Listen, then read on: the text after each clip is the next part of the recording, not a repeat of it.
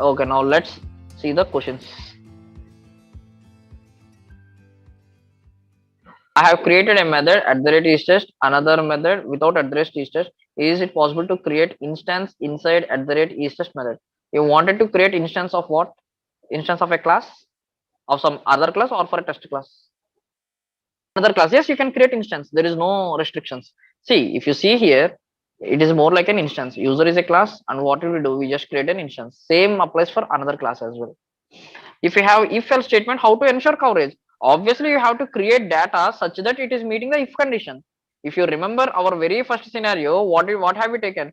When we have taken it as set rating as hot, when billing city is Dallas, and for New York and for California, you have to insert record with billing city as Dallas. You have to insert record with billing city as California. You have to insert record with billing as New York. Only then you will get the coverage. You cannot really modify it. You have to create data such that it is meeting your scenarios. How to write test class for an Apex class which is created by some other developer in the company. Like we have to go through already written code and made some modification. You have to first understand what is this Apex class doing, then prepare your scenarios. You have to think like a tester. Think like a tester, what is this Apex class doing? Then prepare your scenarios, and for each scenario create a method. That is the only way. Test class, do not think the test class is only for coverage. Think that test class is more like a way to test your Apex class such that it will not really break for any scenario. Third, system.run as is another way. Yes, system.run as is another way, but let me tell you, system.run as is available only inside test classes, not in the main class. You can use system.run as because you wanted to test something as another user. You can use system.run as, but to avoid mixed email operation, system.run as works only inside test class, but inside main class it will not work. But inside main class, you have to use asynchronous Apex to avoid the error. Vijit Raja, I did not get your question. Maybe you can explain it. And to cover batch class coverage, we have to cover execute method only, or how final method cover. See, what is the scenario? Your scenario is that your batch class should really do something. How are you executing your batch class? By using database.execute. So you will put the same database.execute in your test class. That's it.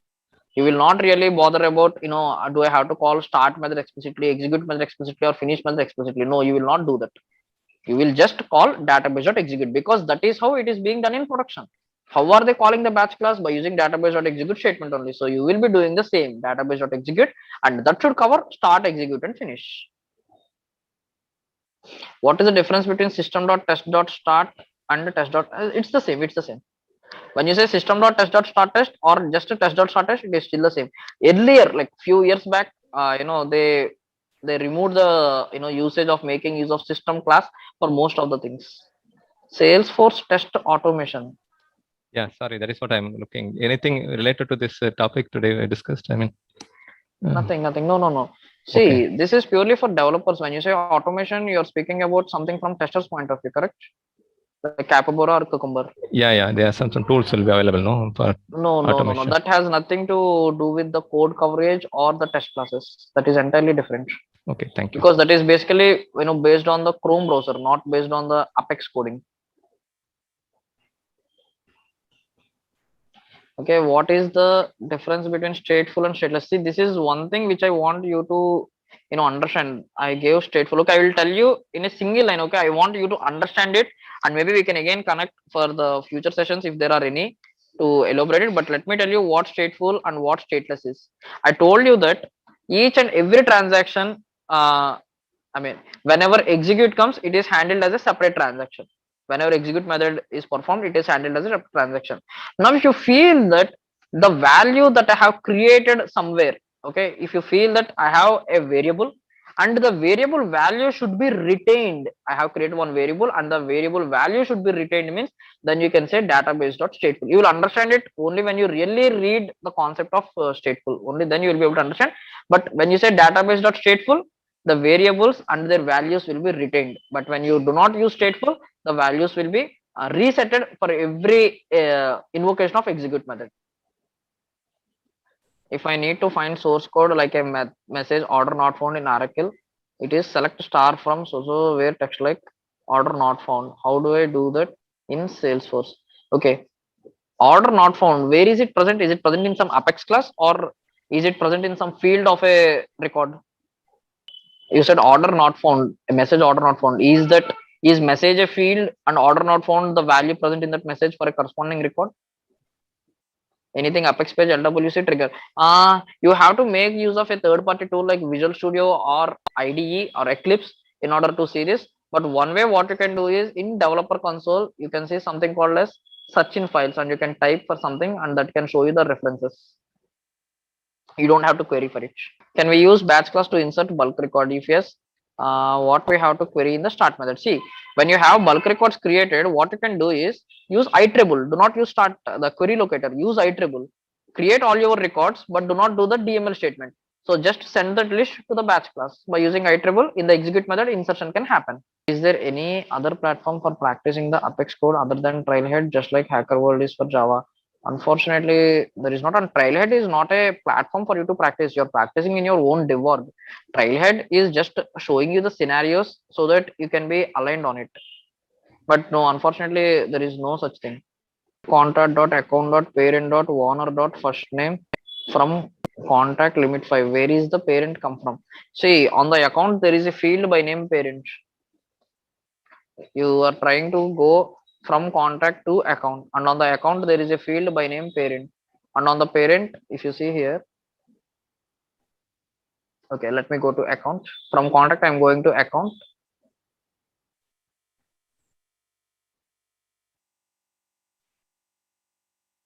and on the account there is a field by name parent account, parent, which is more like a self lookup.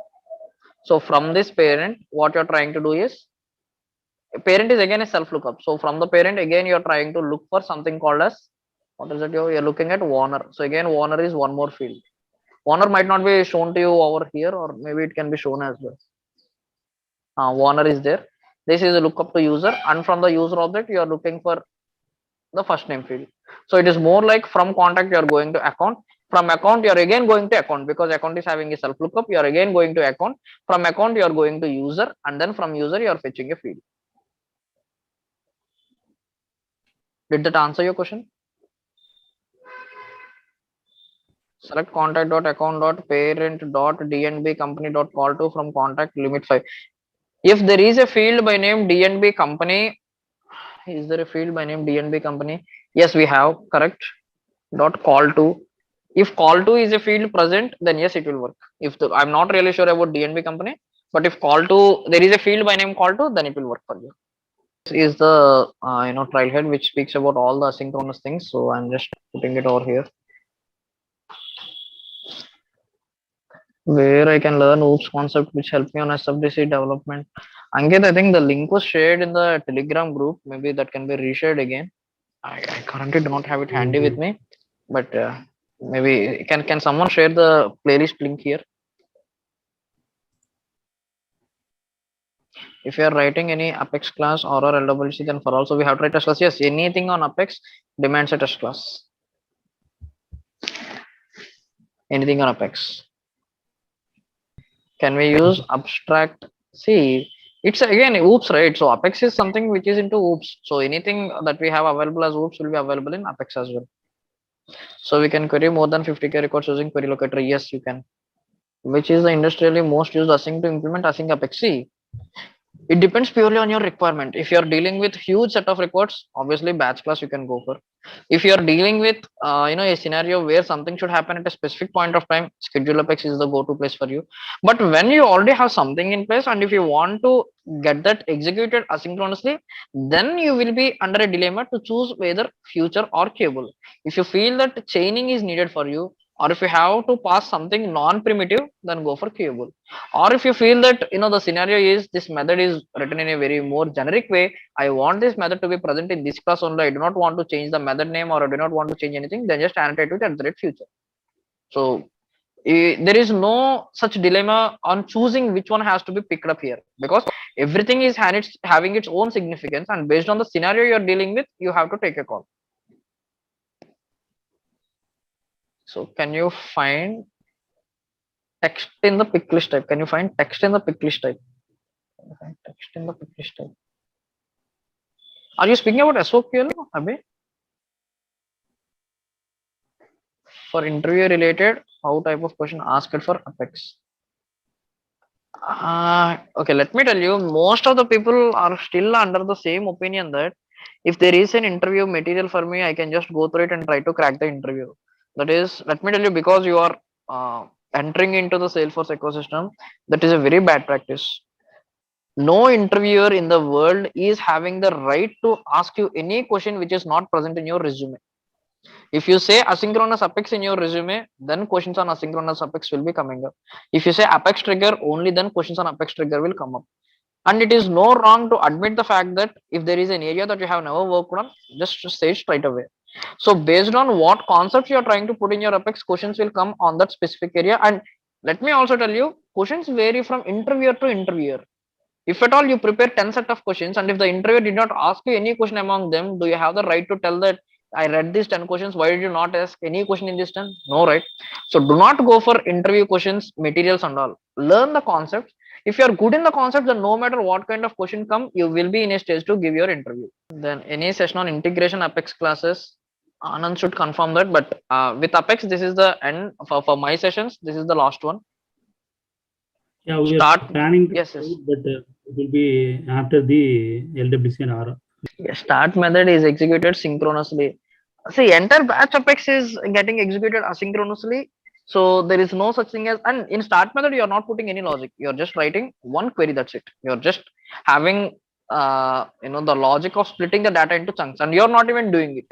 So the only thing that you're doing in start method is to put the data all together. That's it. Apart from that, you're not doing anything in the start method.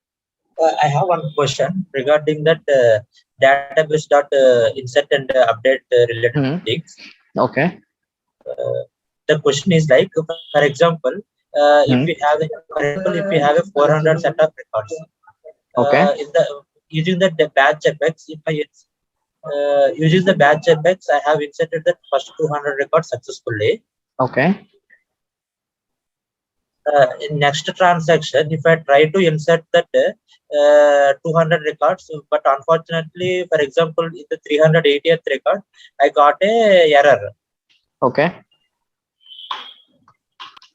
So Okay. how can you tell that, how can we know that we got an error in some record, and after processing that record, how do we insert that record again to that database? Okay. So first thing, you're having 400 records and yes, it went in the chunks wise. So first batch processed 200 records successfully, and for the second batch processing, tell me, have you used insert or have you used database.insert? My point is, what is the DML statement that you're making use of in the execute method? Is it insert or database.insert? Database.insert. Okay, so you're using database.insert and you're telling that 380th record got failed, correct? Rest all are successful. Is that correct understanding? Yes. Okay, fine. Yes. Now, when you are using database.insert, how do we get that? How do we know that some particular record got failed, and how do we insert again in the database? Okay, so when you are making use of database, you need to understand that database is a class, and in this class, there are many other operations for us. One such operation is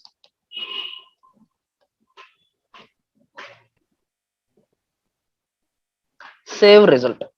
In this specific database.save result, it will store result of each and every record. If you make use of database.save result, it will store result of each and every record. And if at all a record result is fail, then you can capture only that specific record. By using database.save result, you can get it done. But let me tell you, database.save result is available only when you use database.insert or update or offset. If you see, this is the process. There is the logic written for you. If you see, this is how they're trying to do. They're trying to insert accounts and then they're trying to iterate. Then they're checking if it is success or failure. If it is failure, okay, then what is the failure? So this is how you will be able to make use of, database class to understand which record has failed for what reason. Okay. After that, how do we insert that record again? No, wait. First, you have to look into the error. Blindly inserting that record is completely wrong, because let's assume that the record is failing because you missed a mandatory field value. Now you are trying to just do the reinsertion. Again, it will fail. It will do the reinsertion. Again, it will fail. So you are entering into an infinite loop. So ideal approach is, if at all such records are failing, capture them in some new custom object. Many people will have error handling framework in some new objects. They will be having error log or exception log. Any such objects will be there. In those objects, try to show details of this specific record and then go into that record and try to see by correcting the data. That is the process. You can do it, you can just perform the reoperation again, but still that will give you an error. So that is not at all considered a good practice. Capture those details, store it somewhere. Once the entire execution is done, then go into those error log object and see why it has been failed and try to see if you can correct the data and get it done. That is the ideal approach. Okay, got it. Thanks, sir. Thank you all. Thank you all. Once again, thank you, Adityan, for your time. Okay, then, yep. Thank you all. Thank you for being so patient all these days. Yeah. Thank you, and wishing you all happy coding and all the very best for your future. Thank you, sir. Thank you.